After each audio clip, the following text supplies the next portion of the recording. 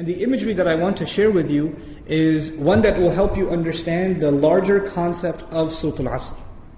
Imagine with me that you are drowning. And you are unconscious. Two things. You're drowning and you're unconscious. Do you have a lot of time? If you're drowning and you're unconscious, do you have a lot of time? No, you don't have a lot of time. Which means your time is running out. And you know in Arabic, what word is used for when time is running out? The word for that is Al-Asr. And Asr literally means time that is running out. It's the last part of the day when the day is running out, is time of Asr prayer. Okay? Asr literally comes from asir, juice that is squeezed out, time that's being squeezed out of your hands.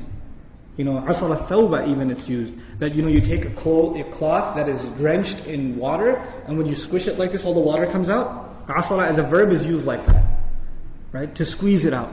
So Allah talks about this time. You're drowning, you're unconscious, your time's running out. What's the first thing you need to do to be able to survive if you're in that position? If you hope to survive, what's the first thing you're going to need? What do you think? Wake up. That's the first thing you're going to need. If you're unconscious, then you're finished. The very first condition has to be you have to wake up. And even if you were in the most wonderful dream, and in your dream you were enjoying the greatest success, you're driving a Ferrari down, they have these car commercials with the hills and the highways on the side, the water on the other side, right? You're in one of those cars, the top's been dropped off, and you're just cruising along the highway, enjoying life. That's your dream. But when you wake up, what do you realize? You're drowning. You're underwater. That's the first condition. You have to wake up. Once you do wake up, you say, oh man, this is a nasty reality, and I was enjoying such a good dream. I should go back to sleep. If you do that, what kind of person would you be? Insane. You'd be insane. Or someone at least who has no courage to accept reality. Because they found reality to be very difficult, they decided they're going to put themselves back to sleep even though they woke up. Does this person, if he drowned, can he blame anybody else? The one who woke up and went back to sleep? You think? Someone who never woke up, maybe, right? But the one who woke up said, this is not good. And they went back to sleep. They have no one to blame but who? Themselves. They have no one to blame but themselves. Now, let's imagine that they did wake up. What do you have to do next? Oh, it's pretty bad, I'm drowning. Even if you don't know how to swim, will you not use every muscle in your body to make certain kinds of motions to go towards the surface? Wouldn't you do that? And you will make certain kinds of motions that make you go further down, and certain kinds of motions that will make you go up. And once you discover which ones help you go up, you will only do those, right? You will do those. In other words, the first thing was you have to wake up. The second was you have to swim. You have to do something to try to get to the surface. When you got to the surface, you gasped for air, and you got pulled back down. You got pulled back down. And you know who you got pulled back down with? You won't believe this. There's a chain around your foot, and your relative, your cousin, is sleeping, and he dragged you down. And now you're drowning because of your sleeping cousin. What do you have to do now? You got to wake him up. And you're not even waking him up because you want to save him. Who are you waking him up for? Maybe you want to save him, maybe. Maybe you don't even like your cousin, I don't know, right? But what's the point? The point is you're trying to wake him up because if you don't wake him up, who's also going to drown? You yourself. So you wake him up, and he says, man, I was driving a Ferrari, you woke me up for no reason, I'm going back to sleep. Forget you. Can you just say, okay, well, I didn't like you anyway, suit yourself? Can't do that. If he goes to sleep again, what are you going to do? No, man, wake up, let's go, you can't give up. You can't not accept reality. And you have to keep trying to wake him up until he finally says, okay, fine, what do we do? He says, you say to him, let's swim together. Both of you come up together. The third time, you both get pulled down by your grandmother, by your aunt, by your neighbor, by your son, by your daughter. Does the process continue? The process continue? There's a 4-part process to this people surviving. The first was they had to wake up themselves.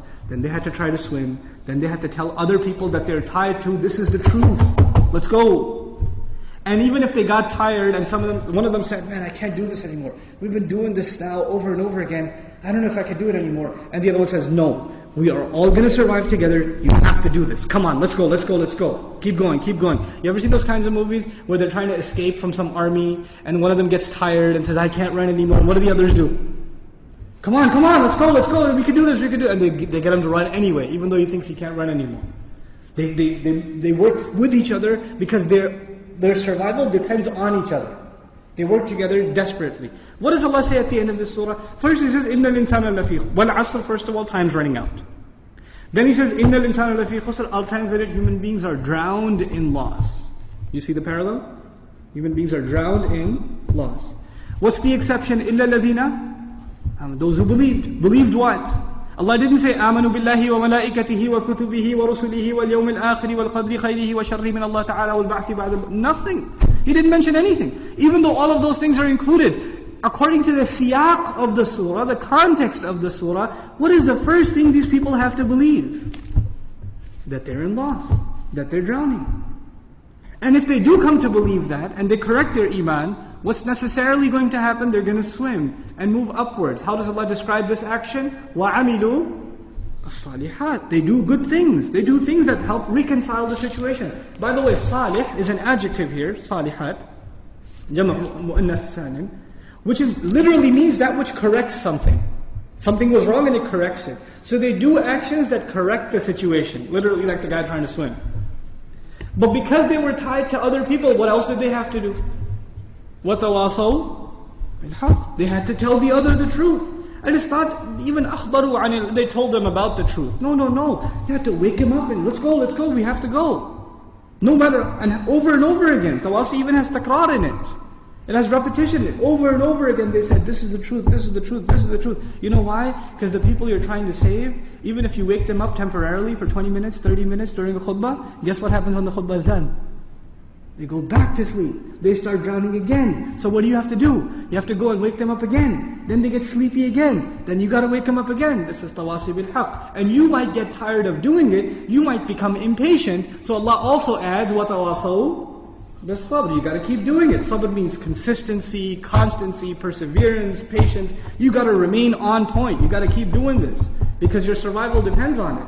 In the end, if you do all of these things but you have no patience and you give up, you drown too. So even if you had iman and you had good deeds and you told people about the truth but you didn't have sabr, you still drown. So how many conditions do you have to fulfill to survive? All four. All four conditions are required. They're critical and they're necessary. Which is why there's a wa in between them. You see the logical progression from iman to amil salihat to tawasaw bil haqq to tawasaw bil sabr, beautifully articulated in this surah.